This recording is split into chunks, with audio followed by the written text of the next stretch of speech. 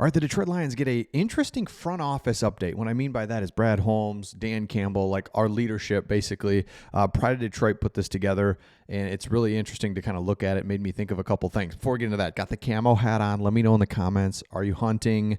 Are you going to hunt? Where do you hunt? You got Landon, Luther, Ludington. You go to the UP. Let me know in the comments. I'm not a hunter. Would like to be. Love the idea of it. Just never got into it. Got a camo hat, though. I can trick people. Nobody knows. Let me know in the comments. It's the bye week, right? So just perfect week to do it. Get out there. Okay, here it is. Checking in on former Detroit Lions players that are playing elsewhere. And what you'll see here is a couple interesting points. Number one, Carlton Davis, right? It's like, man, we let him walk, and now he's playing with a 5-2 Patriots, but he's kind of got a quiet start to the season. So again, without reading too much into it, there's a lot of different factors, but at the same time, you can look into this and be like, man, for what it's worth, his PFF grade has taken a significant hit, going from 75 with Detroit to just 51 with the Patriots. So it can make a lot of arguments that the Lions develop well. When you're here with this organization, you play well, right? That's what the theme is here. Again, you can look into this however you want to look at it. Zeitler, another one, goes to the Titans, signs a 1-year, $9 million year. Like, shout out to him. It's what he had to do. $9 million for a 35-year-old. His production has dipped since leaving Detroit. Iffy Melifonwu, we all liked him. And when he played so well. Couldn't stay healthy. And ultimately, we just had to move on from him. Same thing. He goes to Miami, so he's at a bad team. But he's getting sub-packaged in, and he's been in most games.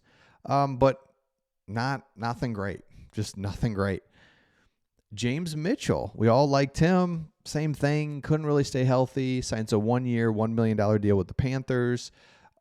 He's the fourth tight end, and just not really doing a whole lot of anything. But he plays because the Panthers play a little bit more tight ends. Kindle Vildor. No, didn't play last week against the Lions. He was inactive.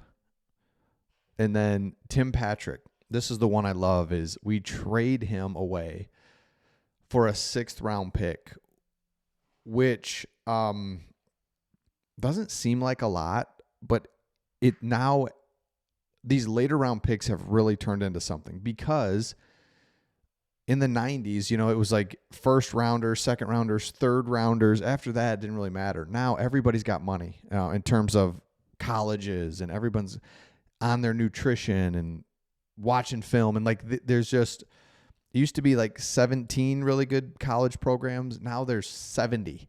And so you can get guys later. There's just better guys coming out, like a whole lot more. So anyway, the 6th-round pick really matters. And so to get a 6th-round pick, haven't missed him at all. Love him, haven't missed him though at all. And Tim Patrick's just not really doing much with the Jags. The other ones that kind of interesting, and you can look at the other way. It's like, oh yeah, Broderick Martin. Obviously clearly couldn't work with us, can't work with anybody else either. So that's another thing. It's like, it's not like these guys are going and just like, oh my gosh, how did we mess that up? Broderick Martin is just shining with the Chiefs now. Practice squad, got elevated once and then was inactive that same day. And then the other one, Hendon Hooker. He sits behind Bryce Young and Andy Dalton on the practice squad. Same thing. Hendon Hooker, what if he leaves and he's just lighting it up and he's starting for somebody? No, not at all. So interesting to see everybody, no one left us and just is outstanding. If you can't work here, you can't work, which is great to see. How many times during the old regimes would a guy go to another team? It's like, oh my gosh, he's great there. How is that? I was thinking of, and let me know in the comments, help me out here. The guy that went from couldn't do anything for us and then goes to the Patriots and he's just like the starting linebacker, wins multiple Super Bowls. I think he's still in the league. I'm drawing a blank. Goes to the Patriots. Like, he couldn't even get on the field here. All right. Let me know in the comments.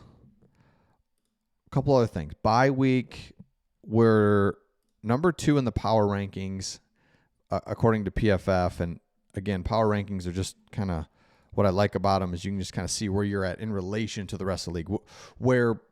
Because we are, and by the way, I mean, we are so incredibly spoiled right now and just don't want to miss it. Just want to enjoy it. You look at, because you look at some other teams, like just go down here.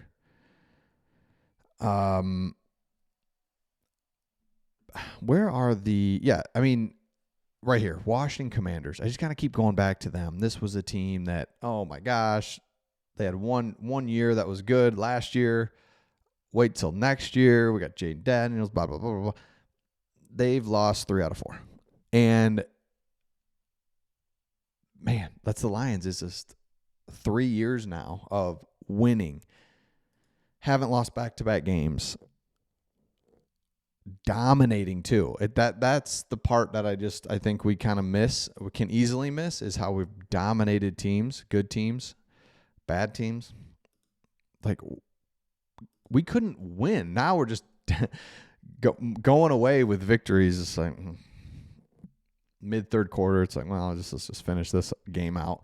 Here's our offensive line, and Decker. I think there's 2 concerns. Decker and Glasgow are the 2 concerns, and for different reasons. Decker is not being shy about saying that he's basically hurt, and I don't know what that means. I don't know if his shoulder's on its last ligament or what, but something's going on with his shoulder. Decker's not doing well. The other one is Glasgow. Now Glasgow is doing well. He's healthy as far as we know, but just overall hasn't had the production and the consistency, and he's at center, and I don't know who would back him up, and we just need him to play well. He's older. Ratledge just keeps getting better. Mahogany just keeps getting better, and then Penei Sewell, of course, is just incredible, and we can just count on him day in and day out. He is so good. All right, one other thing here. What is your favorite moment from the Lions' first 7 games? And I think what I would say is, for me, it has to be the Ravens game. That was incredible because at the time, the Ravens, we didn't know what they were. I mean, since it's kind of been like, well, maybe they're not the best team or they've got some issues or whatever, but they were full go when we were there. And so that Aiden Hutchinson strip of Derrick Henry, love it.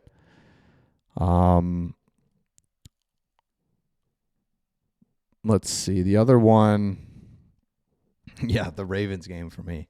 Anything that Jahmyr Gibbs does is also my favorite. So let me know in the comments your favorite thing from the first 7 weeks, and we'll see all of you on the next one.